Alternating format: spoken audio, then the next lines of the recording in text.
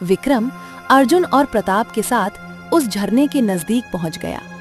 मगर जैसे ही वो झरने के नजदीक पहुंचा, अचानक अर्जुन ने विक्रम को तेज धक्का दे दिया। विक्रम झरने के नीचे गिर पड़ा। विक्रम को गिरता हुआ देख अर्जुन मुस्कुराता हुआ प्रताप से बोला। शक्तिगण राज्य के एक छोटे से गांव में विक्रम, अर्जुन और प्रताप नाम के 3 गहरे दोस्त रहा करते थे। वे तीनों बेहद गरीब थे और एक ही घर में रहते थे। वे तीनों सुबह काम ढूंढने के लिए निकल जाते और शाम तक जो भी जितना भी कमा कर लाते, तीनों आपस में मिल बैठकर खाते। एक दिन विक्रम उदास बैठा हुआ था कि तभी उसके दोनों मित्र अर्जुन और प्रताप उसके पास आकर खड़े हो गए। क्या बात है विक्रम, तुम इतने उदास क्यों हो? क्या हो गया भाई, बताओ। अब तुम्हें क्या बताऊं अर्जुन, अरे तुम तो जानते ही हो कि मैं पिछले 3 दिन से लगातार काम ही तो ढूंढ रहा हूं, मगर है कि मुझे कुछ काम मिल ही नहीं रहा। अरे तुम और प्रताप जितना कमा कर लाते हो ना, उसी से मेरा गुजारा चल रहा है। अरे मुझे तो अब मुझे शर्म आने लगी है तुम दोनों के साथ भोजन करने में भी। अरे अरे अरे, ये कैसी बातें कर रहे हो विक्रम? तुम हमारे मित्र हो। हाँ, अरे प्रताप सही कह रहा है विक्रम। देखो, हम जानते हैं कि तुम भी हम दोनों की तरह मेहनती हो, और ये बात और है कि तुम्हें 3 दिन से कोई काम नहीं मिल रहा। अरे हम दोनों जितना भी कमा कर लाते हैं, उसमें तुम्हारा भी बराबर का अधिकार है, क्योंकि हम तीनों मित्र हैं भाई। क्यों, ठीक है ना? देखो, अपना मन छोटा मत करो। मुझे विश्वास है कि आज तुम्हें कोई न कोई काम मिल ही जाएगा। क्यों प्रताप, है ना? चलो हम लोग जाते हैं और शाम को मिलते हैं, बढ़िया बैठकर खाएंगे। इतना बोलकर अर्जुन और प्रताप अपने अपने काम से निकल गए और विक्रम भी उदास होता हुआ काम की तलाश में निकल गया। वो कुछ ही दूर चला था कि तभी उसकी पड़ोस में रहने वाली शांत ताई उससे बोली। अरे विक्रम, क्या बात है, तुम इतने उदास क्यों हो? विक्रम सारी घटना शांत ताई को बताते हुए बोला। पिछले 3 दिनों से मेरी कुछ भी कमाई नहीं हुई है शांताई। मेरे दोनों मित्र शाम तक कड़ी मेहनत करते हैं और बड़ी मुश्किल से भोजन का इंतजाम करते हैं। उसमें से वो भोजन मुझे भी खिलाते हैं। शांताई, मुझे डर है कि कहीं उनको ऐसा ना लग रहा हो कि मैं जानबूझकर काम नहीं कर रहा हूं। बैठे हुए खाने को मिल रहा है तो क्यों ही काम पर जाऊं, ऐसा उनको लग रहा होगा। मैं क्या बताऊं? ऐसा बिल्कुल नहीं है विक्रम, मैं तुम्हारे दोनों दोस्तों को जानती हूँ। अरे तुम तीनों की मित्रता तो सारे गांव में प्रसिद्ध है।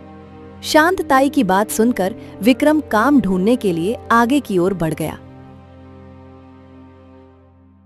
वो कुछ ही दूर चला था कि तभी रास्ते में उसे गांव का मुखिया मिल गया। अरे अरे अरे अरे, कहाँ जा रहे हो विक्रम? मैं तो तुम्हारे पास ही आ रहा था। क्या हुआ मुखिया? भाई तुम तो जानते हो ना कि मेरा पत्थर की खानों का कारोबार है और मुझे एक मजदूर की जरूरत है। अच्छा हुआ भाई कि तुम मिल गए। मैं कुछ दिनों के लिए गांव से बाहर जा रहा हूं। विक्रम खुश हो गया। मुखिया, मैं भी काम की तलाश में ही भटक रहा था। हाँ, बहुत बढ़िया। तो ठीक है, सुनो, मेरी पत्थर की खानें वीराना वन में हैं। तुम्हें लगातार 1 हफ्ते तक खानों पर ही रहना होगा। तुम गांव नहीं आ सकते। और हाँ, मैं 1 हफ्ते के काम के लिए तुम्हें केवल 20 मोहरे दूंगा भाई, ठीक है ना? 20 मोहरों का नाम सुनकर विक्रम थोड़ा उदास हो गया, क्योंकि पत्थर की खानों में बहुत मेहनत थी और इतनी मेहनत के लिए ये मजदूरी ना बराबर थी। विक्रम गहरी सोच में डूबते हुए अपने आप से बोला, हाँ, कुछ न मिलने से तो बेहतर ही है। इतना बोलकर विक्रम मुखिया से बोला। ठीक है मुखिया, मैं तैयार हूं। हाँ, तो फिर जाओ। गांव से कुछ दूर जो वीराना वन है, वहां पर मेरी पत्थर की खान है। कुछ मजदूर काम कर रहे हैं, तुम भी वहीं चले जाओ। विक्रम मुखिया के बताए हुए स्थान पर चला गया और मेहनत से काम में जुट गया। रात के समय अर्जुन और प्रताप जब घर पर आए तो विक्रम को न पाकर वो दोनों पूरी तरह से घबरा गए। उन दोनों का मन विचलित हो गया। हाँ प्रताप, ये विक्रम हम दोनों से पहले घर आ जाता था, पर आज वो आया क्यों नहीं? अच्छा, वैसे ये भी तो हो सकता है ना कि आज भी उसे कोई काम न मिला हो और वो शर्म की वजह से घर ना आ पाया हो। वैसे भी वो बोल रहा था कि उसे हम दोनों के साथ भोजन करने में शर्म आने लगी है। अर्जुन और प्रताप को विक्रम की चिंता में रात भर नींद नहीं आई। अगले दिन वो दोनों फिर से अपने काम पर निकल गए। दूसरी रात विक्रम फिर घर नहीं आया। ऐसे ही 6 दिन बीत गए। 6 दिन बाद सुबह के समय प्रताप अर्जुन से बोला, भाई अर्जुन, आज हमें काम पे नहीं जाना चाहिए। अरे विक्रम 6 दिन से घर नहीं आया भाई, हमें उसे ढूंढना चाहिए। मेरे मन में तो बहुत बुरे बुरे विचार आ रहे हैं। हाँ भाई, तुम सही कह रहे हो प्रताप, तुमने तो मेरे मुंह की बात छीन ली। आज मैं भी यही सोच रहा था, चलो ढूंढते हैं। अर्जुन ने इतना बोला ही था कि तभी एक व्यक्ति जिसने बहुत ही कीमती वस्त्र पहने हुए थे उन दोनों के पास आ पहुंचा। हाँ, यही है। मेरा नाम अर्जुन है और ये मेरा मित्र प्रताप है। आप कौन हैं? आप तो इस गांव के नहीं लगते। मेरा नाम रत्नसेन है। मैं दूसरे गांव में रहता हूं। इस गांव में मेरा एक दूर का रिश्तेदार रहता है और मेरे रिश्तेदार ने जब मुझे बताया कि इस गांव में 3 बहुत ही गहरे मित्र रहते हैं जिनकी मित्रता की मिसाल दूर दूर तक प्रसिद्ध है, तो फिर मुझसे रहा नहीं गया। इसीलिए मैं तुम तीनों से मिलने के लिए चला आया।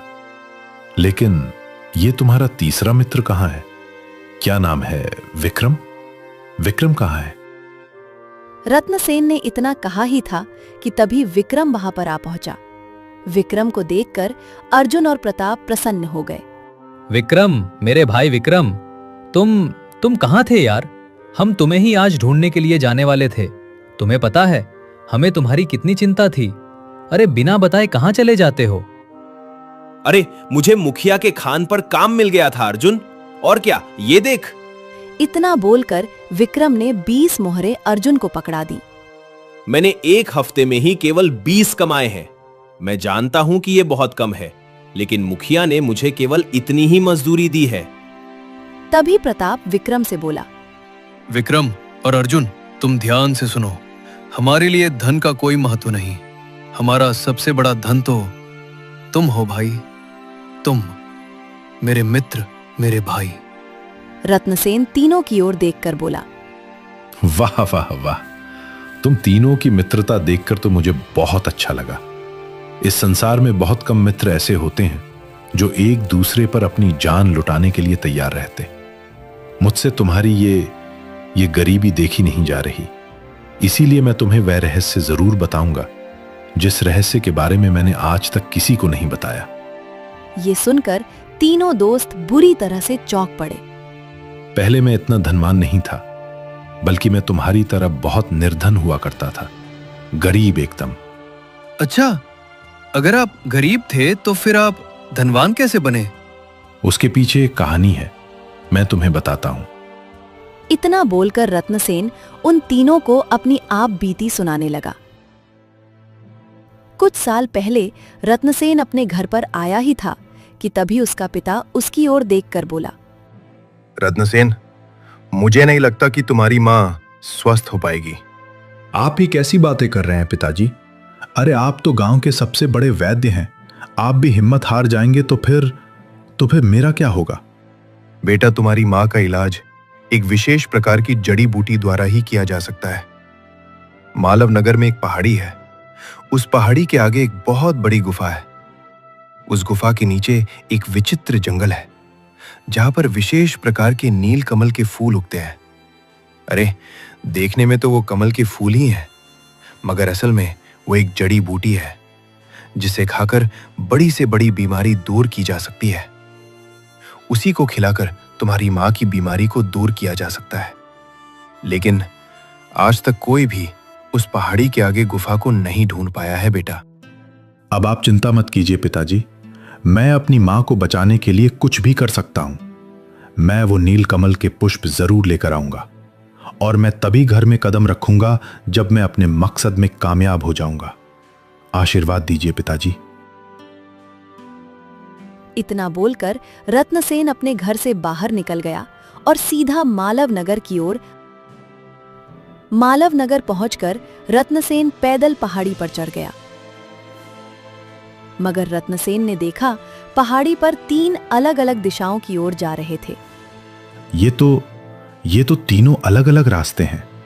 समझ नहीं आता कि आखिरकार गुफा इनमें से कौन से रास्ते पर पड़ेगी। चलो पहले इसमें चलकर देखता हूं। रत्नसेन पहले रास्ते पर चल पड़ा। रत्नसेन लगातार 2 दिन तक चलता रहा, मगर 2 दिन बाद रत्नसेन वापस आकर वहीं खड़ा हो गया। अरे, मैं तो वापस वहीं पर आकर खड़ा हो गया। रत्नसेन दूसरे रास्ते की ओर चल पड़ा, मगर दूसरे रास्ते पर 2 दिन तक चलने के बाद वो फिर से वहीं पर आकर खड़ा हो गया। थक हार कर रत्नसेन तीसरे रास्ते पर चल पड़ा, मगर तीसरे रास्ते पर भी उसके साथ वही हुआ। रत्नसेन हिम्मत हार कर अपने घर आ पहुंचा, मगर घर में ताला लगा देखकर रत्नसेन बुरी तरह से चौंक पड़ा। अरे, ये मेरे घर पर ताला क्यों लगा हुआ है? माँ और पिताजी कहाँ गए? तभी गांव का एक व्यक्ति वहां आ पहुंचा और रत्नसेन की ओर देखकर बोला, रत्नसेन, तुम्हारे पिता ने तुम्हारा बहुत इंतजार किया, मगर तुम नहीं आए। तुम्हारी माँ के चले जाने के बाद तुम्हारे पिताजी उस गम को सह नहीं सके। ये लो तुम्हारे घर की चाबियां। इतना कहकर उस व्यक्ति ने रत्नसेन को उसकी घर की चाबियां पकड़ा दी। रत्नसेन रोते हुए अपने आप से बोला, ये क्या हो गया? ये क्या हो गया? मेरी माँ की मौत बेकार नहीं जाएगी। अब तो मैं उस नील कमल के पुष्प को जरूर ढूंढूंगा, ताकि किसी दूसरे इंसान की बीमारी से जान न जा पाए। मैं जरूर ढूंढूंगा, जरूर ढूंढूंगा। इतना बोलकर रत्नसेन फिर से उस पहाड़ी पर पहुंच गया जहां से 3 रास्ते जा रहे थे। रत्नसेन बहुत गौर से उन रास्तों की ओर देखने लगा। तभी रत्नसेन की नजर झाड़ियों पर पड़ी। रत्नसेन ने देखा कि घनी झाड़ियों से होते हुए एक रास्ता चौथी दिशा की ओर जा रहा था। अरे, इस पर मेरी नजर पहले क्यों नहीं गई? हो सकता है गुफा तक जाने वाला रास्ता यही हो। रत्नसेन उस रास्ते की ओर चल पड़ा। कुछ देर में रत्नसेन एक गुफा के ऊपर खड़ा हुआ था। रत्नसेन ने देखा कि गुफा के नीचे चट्टानें पड़ी हुई थीं और वहां पर नीले रंग के कमल के पुष्प उगे हुए थे और कमल के फूल के आसपास ढेर सारी चांदी की मुद्राएं और हीरों का ढेर लगा हुआ था। इतना बोलकर रत्नसेन चुप हो गया। फिर क्या हुआ? फिर मैंने कुछ कमल के पुष्प तोड़ लिए और वहां से ढेर सारी चांदी की मुद्राएं उठाकर अपने गांव आ गया और धनवान बन गया। अब मैं लोगों का इलाज मुफ्त में करता हूं और जब भी मुझे धन की आवश्यकता होती है मैं वहीं चला जाता हूं। इतना बोलकर रत्नसेन चुप हो गया। रत्नसेन तीनों की ओर देखकर बोला, तो तुम तीनों अभी के अभी मालव नगर की ओर चले जाओ। मालव नगर से कुछ दूर ही वह पहाड़ी है और ध्यान रखना, उस पहाड़ी के 3 रास्तों पर तुम्हें नहीं जाना है। वो 3 रास्ते केवल भ्रम में डालने के लिए हैं, जो एक तरह से भूल भुलैया है। तुम्हें उस चौथे रास्ते को ढूंढना होगा जो कि झाड़ियों में छुपा हुआ है और खजाने तक वह रास्ता झाड़ियों के रास्ते से होते हुए ही जाता है। ठीक है ना? ये लो। इतना बोलकर रत्नसेन ने कुछ चांदी की मुद्राएं अर्जुन के हाथ में थमा दी। यहां से मालव नगर बहुत दूर है। तुम तीनों के लिए ये चांदी की मुद्राएं यात्रा में बहुत काम आएंगी। ठीक है, चलो मैं जाता हूं। इतना बोलकर रत्नसेन वहां से चला गया।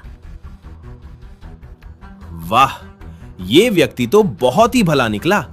आज के जमाने में भला कौन इतनी मदद करता है और ऐसी चीजें बताता है। बहुत भला व्यक्ति था। मगर विक्रम नहीं जानता था कि रत्नसेन की बात को अर्जुन और प्रताप बड़े ही गौर से सुन रहे थे। इतने ढेर सारे खजाने के बारे में सुनकर अर्जुन के दिमाग ने काम करना बंद कर दिया था। वो गहरी सोच में गुम था। तभी प्रताप अर्जुन से बोला, क्या सोच रहे हो? कुछ नहीं प्रताप, हमें अभी के अभी वहां चलना चाहिए। वैसे भी हम तीनों ने गरीबों की जिंदगी बहुत झेली। अब आ गया है अपनी किस्मत बदलने का समय। चलो। वो तीनों उसी समय खजाने की खोज में मालव नगर की ओर चल दिए। कुछ दिन तक चलते रहने के बाद वो तीनों मालव नगर में स्थित उस पहाड़ी के ऊपर चढ़ रहे थे। वो पहाड़ी जंगल से घिरी हुई थी। वहां का प्राकृतिक सौंदर्य देखने के काबिल था। विक्रम बहुत ज्यादा थक चुका था। वो अपने दोनों दोस्तों की ओर देखकर बोला, अरे भाई, मेरे तो चलते चलते अब पांव जवाब दे गए। अरे रे दोस्तों, देखो भाई, मैं कुछ देर आराम करना चाहता हूं। क्यों ना हम तीनों एक वृक्ष के नीचे बैठकर कुछ देर के लिए आराम कर ले। क्यों भाई? हाँ हाँ विक्रम, क्यों नहीं। अगर तुम थक गए हो तो लेटकर आराम कर लो। हम दोनों को बहुत तेज प्यास लगी है। हम दोनों जब तक यहाँ कोई आसपास झरना ढूंढ कर आते हैं, है ना? अर्जुन की बात सुनकर विक्रम एक घने वृक्ष के नीचे लेट गया। देखते ही देखते उसे नींद आ गई। अर्जुन विक्रम को बहुत गौर से देखता हुआ प्रताप से बोला, प्रताप, मेरे दिमाग में कुछ चल रहा है। क्या सोच रहे हो? देखो, रत्नसेन ने बताया कि वहां पर बहुत सारा खजाना है। क्यों ना हम वो सारा खजाना एक साथ उठा लें, ताकि हमारे आने वाली 7 नस्लों को गरीबी का मुंह ही ना देखना पड़े। क्यों, क्या कहते हो? बात तो तुम सही कह रहे हो। अरे मेरी बात अभी खत्म नहीं हुई प्रताप। मैं और कुछ भी सोच रहा हूं। बड़े कुल बुलाहट है मेरे दिमाग में। कहो तो बताऊं? हाँ हाँ, बताओ, तुम्हारे मन में क्या चल रहा है, बोलो। उस खजाने के हम 3 दावेदार। खजाना हम तीनों में बराबर बट जाएगा। अगर हम विक्रम को अपने रास्ते से हटा दें तो खजाने के केवल 2 ही दावेदार हो जाएंगे, एक मैं और एक तुम। बोलो भाई, क्या बोलते हो? क्या? अरे तुम पागल हो गए हो क्या? विक्रम हमारा दोस्त है। तुम ऐसा सोच भी कैसे सकते हो? पागल कहीं के। अरे मूर्खों जैसी बातें मत करो। प्रताप, विक्रम कोई दूध पीता बच्चा नहीं है। मत भूलो, वो न जाने कितने समय से हम दोनों को मूर्ख बनाकर मुफ्त में भोजन खा रहा है। सच ये है कि वो कोई काम धंधा नहीं करता, और जो भी काम धंधा करता है हमें कुछ मोहरे देकर टरका देता है। वरना तुम खुद ही बताओ, मुखिया इतनी मेहनत के इतने कम दाम क्यों देगा भला? मुझे विश्वास है कि मुखिया ने इसे 20 मोहरे दी होंगी, और वो अपनी पूंजी पहले से ही जमा कर रहा है। अरे वो हमको बेवकूफ बना रहा है। बेवकूफ, तुम्हें दिख नहीं रहा है क्या? अर्जुन की बात सुनकर प्रताप गहरी सोच में डूबता हुआ बोला, हाँ, बात तो तुम बिल्कुल पते की कह रहे हो, लेकिन इसको हम रास्ते से हटाए कैसे? अरे बहुत आसान है। हम सही मौका देखकर विक्रम को धक्का दे देंगे। हो गई दुर्घटना, और क्या। अर्जुन की बात सुनकर प्रताप के होठों पर मक्कारी की मुस्कुराहट आ गई। कुछ देर बाद विक्रम उठकर बैठ गया। उसे पता भी नहीं था कि उसके दोनों दोस्तों के मन में क्या चल रहा था। वो तीनों फिर से पहाड़ी के ऊपर चढ़ने लगे। कुछ दूर जाकर अर्जुन को एक झरना नजर आया। अर्जुन विक्रम से बोला, विक्रम, वो देखो, कितना सुंदर झरना है। हा, चलो ना, वहां जाकर कुछ देर प्राकृतिक सौंदर्य देखने का आनंद लेते हैं। चलो चलो। हाँ, बात तो तुम सही कहते हो दोस्तों। चलो चलते हैं।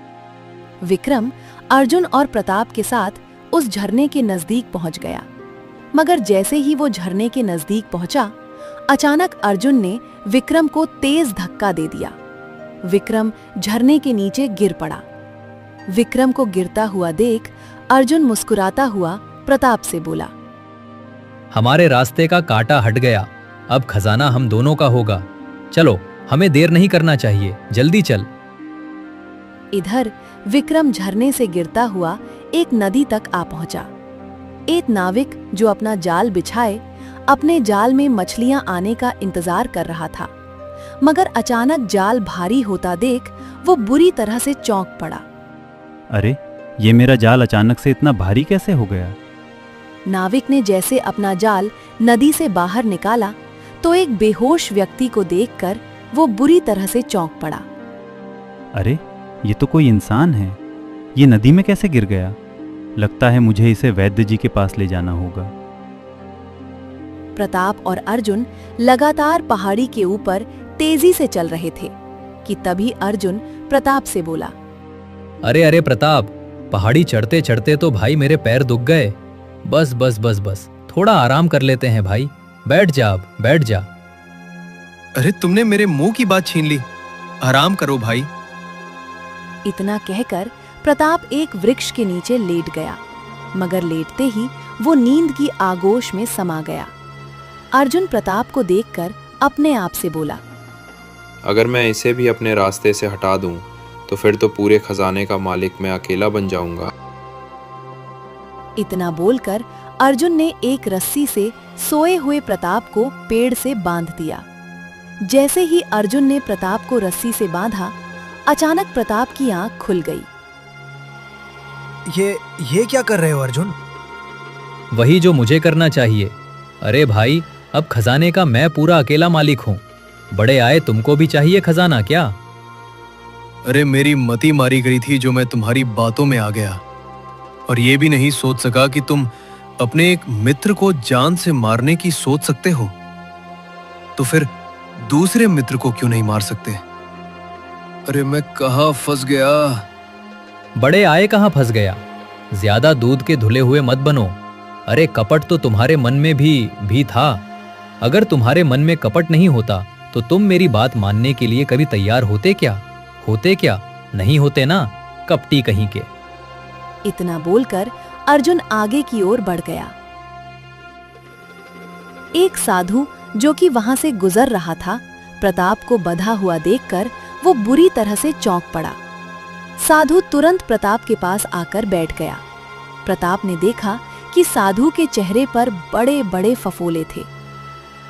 इस रस्सी को खोल दो साधु महाराज, और कृपा करके मुझे आजाद कर दीजिए। देखो, मुझे एक विचित्र रोग है जो छूने से फैलता है। अगर मैं तुम्हें स्पर्श करूंगा तो मुझे डर है कि मेरा रोग तुम्हें न लग जाए। साधु महाराज, आप उसकी चिंता मत कीजिए, बस मुझे खोल दीजिए। साधु ने उस रस्सी से प्रताप को खोल दिया। रस्सी खोलते ही प्रताप साधु को धक्का देते हुए बोला, अरे चल हट यहाँ से, वरना तेरी बीमारी मुझे भी लग जाएगी। दूर चल, बड़ा आया। इतना बोलकर प्रताप तेजी से ऊपर की ओर दौड़ने लगा। इधर अर्जुन झाड़ियों वाले रास्ते पहुंचा ही था कि तभी अर्जुन के कानों में किसी बूढ़ी औरत के कराने की आवाज टकराई। ये तो किसी के कराने की आवाज है। अर्जुन इधर उधर देखने लगा। अर्जुन ने देखा कि एक बूढ़ी औरत झाड़ियों पर बैठी हुई थी। बूढ़ी औरत अर्जुन की ओर देखकर बोली, मैं रास्ता भटक गई हूँ बेटा, मुझे मेरे गांव तक पहुंचा दो। अरे तेरा दिमाग तो ठीक है बुढ़िया, मेरे पास कोई और काम धंधा नहीं है क्या जो मैं तुझे रास्ते तक पहुंचा दूं? चल हट, अपना काम कर, बढ़िया रास्ते तक पहुंचा दो और हट। इतना बोलकर अर्जुन आगे की ओर बढ़ गया। कुछ ही देर में अर्जुन गुफा के ऊपर पहुंच गया।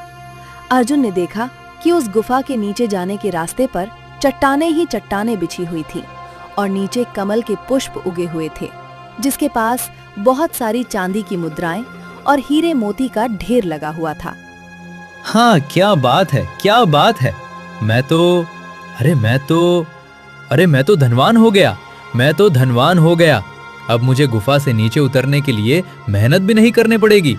इन चट्टानों से होता हुआ मैं आसानी से नीचे पहुंच जाऊंगा।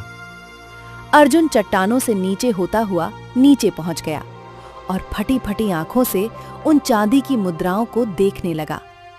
तभी अर्जुन के कानों में प्रताप की आवाज टकराई, उस खजाने को आखिरी बार देख ले धोखेबाज, क्योंकि मैं तुझे मारने वाला हूं। अर्जुन ने जैसे ही पलटकर देखा तो पीछे प्रताप खड़ा हुआ था। उसे क्रोध भरी नजरों से देख रहा था। प्रताप के हाथ में एक कुल्हाड़ी थी।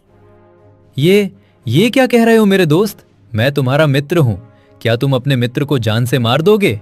बताओ भला, क्या कोई ऐसा मित्र करता है? बकवास बंद कर धोखेबाज, तू भी तो मुझे मरने के लिए छोड़ आया था ना, बोल। मैं अपनी गलती मानता हूं कि मैंने गलती की। मैं लालच में आ गया, लेकिन देखो अब हम दोनों जीवित और खजाना हमारे सामने है। अपना अपना हिस्सा लेते हैं और चले जाते हैं, बात खत्म। वाह वाह वाह वाह, अब अपना अपना हिस्सा लेते हैं। हाँ, तू बड़ा आया। नहीं अर्जुन, अब सारे खजाने का मालिक मैं बनूंगा। इतना बोलकर प्रताप ने एक जोरदार कुल्हाड़ी का वार अर्जुन के ऊपर कर दिया। अर्जुन चिकता हुआ जमीन पर गिर गया। प्रताप ने कुल्हाड़ी अर्जुन के नजदीक फेंक दी और खजाने की ओर देखता हुआ बोला, हाँ, अब सारे खजाने का मालिक मैं हूं। मगर प्रताप नहीं जानता था कि अर्जुन अभी जीवित था और होश में था। अर्जुन ने अपने शरीर की पूरी ताकत लगाकर उस कुल्हाड़ी को पकड़ लिया और पूरी ताकत से प्रताप के ऊपर वार कर दिया। प्रताप चिकता हुआ जमीन पर गिर गया। वो दोनों मौत की आगोश में समा गए। विक्रम उस नाविक के घर पर बेहोश पड़ा हुआ था और एक वैद्य विक्रम का हाथ पकड़े हुए उसे देख रहे थे। वैद्य नाविक की ओर देखकर बोले, ये बिल्कुल स्वस्थ है, कुछ देर बाद इसे होश आ जाएगा। तभी विक्रम को अचानक होश आ गया और वह तुरंत उठकर बैठ गया।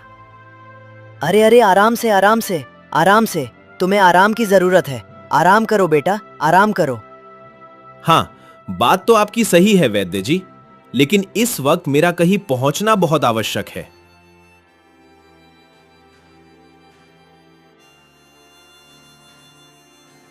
अरे, आप तो बहुत बीमार नजर आ रहे हैं। हाँ, मुझे एक बहुत विचित्र बीमारी है जिसके कारण मेरे शरीर पर फफोले उगे हुए हैं। अरे बाप रे बाप, फिर तो आपको बहुत तकलीफ होती होगी। अब मेरे पास समय नहीं है, नहीं तो मैं आपकी मरहम पट्टी अवश्य करता।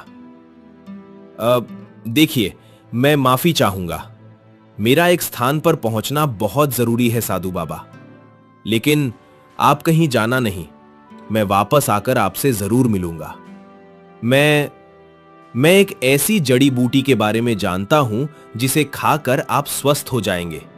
मैं लेकर आता हूं आपके लिए। ठीक है, मैं तुम्हारा इंतजार करूंगा। विक्रम तुरंत झाड़ियों के रास्ते की ओर बढ़ गया। कुछ दूर जाकर उसे वही बूढ़ी औरत नजर आई। मैं रास्ता भटक गई हूं बेटा, मुझे मेरे घर तक पहुंचा दे। चिंता मत कीजिए माँ जी, मुझे मतलब मेरा एक स्थान पर पहुंचना बहुत जरूरी है। मैं वापस आकर आपको आपके गांव तक जरूर पहुंचाऊंगा। आप चिंता मत करिए, मैं आ रहा हूं। इतना बोलकर विक्रम उस गुफा तक पहुंच गया।